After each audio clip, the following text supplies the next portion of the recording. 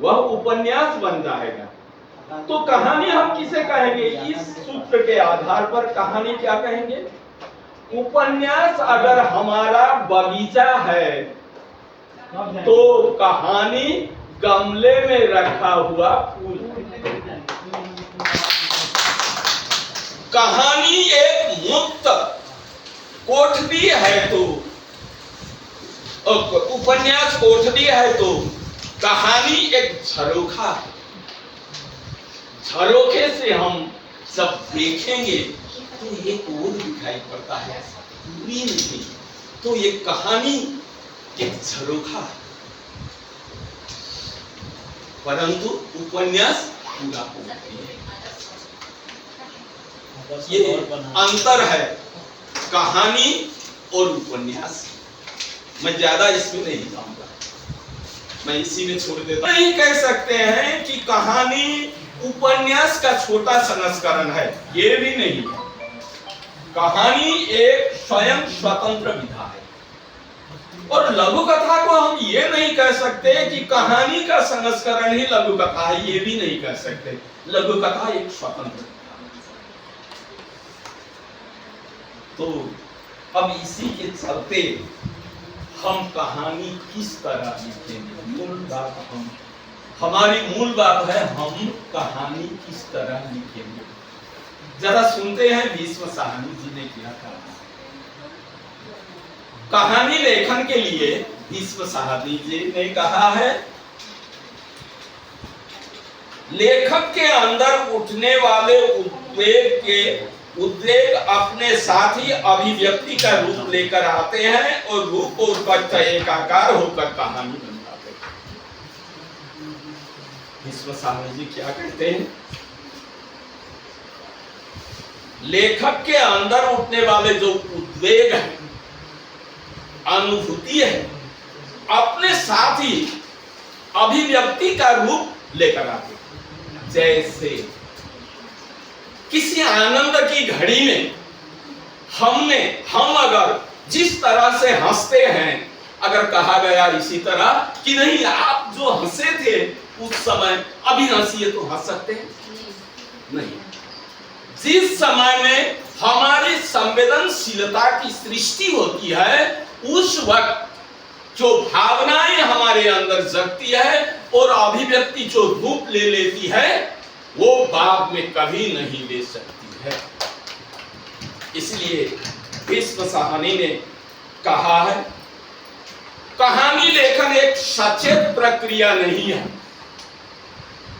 महत्वपूर्ण बात, एक सचेत प्रक्रिया नहीं है कि लेखक सचेत रूप से अपने कालबोध को पाठक तक पहुंचाने के लिए कहानी को माध्यम के रूप में इस्तेमाल करे। मैं इस मैसेज को इस तरह मैं पाठक वर्ग तक पहुंचाऊंगा, ये सोचकर कहानी लिखी नहीं जाती। अगर लिखी जाती है तो वह कहानी कृत्रिम हो जाएगी। जो रस उसमें मिलना चाहिए था वो रस कभी प्राप्त नहीं होगा। जो मनोरंजन उसे प्राप्त करना था उसे मनोरंजन प्राप्त नहीं। तो जिस वक्त हमारी भावनाएं उद्वेलित होती है और जो अभिव्यक्ति उभर कर सामने आती है, वही अगर हम लिखित रूप में लिखित प्रकट करते हैं तो सबसे मनोरंजक कहानी, वास्तव कहानी वही बनेगी जो पाठक को आह्लादित करेगी और साथ ही शिक्षा भी प्रदान करेगी। तो उन्होंने कहा है, कहानी सोच समझकर नहीं लिखी जाती। इसमें साहनी जी का कहना है, कहानीकार कहानी का दिशा निर्देश नहीं करता है। कहानीकार का संवेदन ही कहानी का दिशा निर्देश करता है। इस चीज को हम लिखने के लिए मेरे ख्याल से, मैं आप लोगों के ख्याल की बातें नहीं कर, मेरे ख्याल से अतीव महत्वपूर्ण है। भीष्म साहनी जी का यह कथन अतीव महत्वपूर्ण है। जैसे मैं एक अपनी वह मर गया।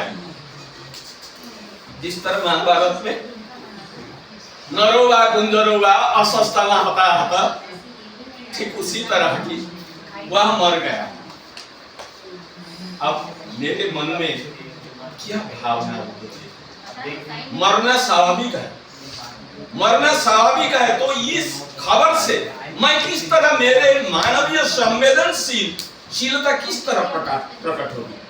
नहीं, उसको मैंने कल ही देखा था, उसको मैंने अभी अभी देखा था, उसको मैंने परसों देखा था। वो तो अच्छा खासा था, परंतु वह मर गया। वह क्यों मर गया? अब वह क्या, वह सचमुच ही मर गया? वह मर तो गया, क्या सचमुच ही मर गया? क्या वह जीते जी मर गया? ये दोनों भावनाएं मेरे अंदर आ सकती है। वह क्या सचमुच ही मर गया? सचमुच मर जाने का कोई कारण होगा। उस कारण को जो कहानीकार होगा वो अपनी कल्पना शक्ति को दोहराएगा, मुझे नहीं कहना है। और वह जीते जी मर गया।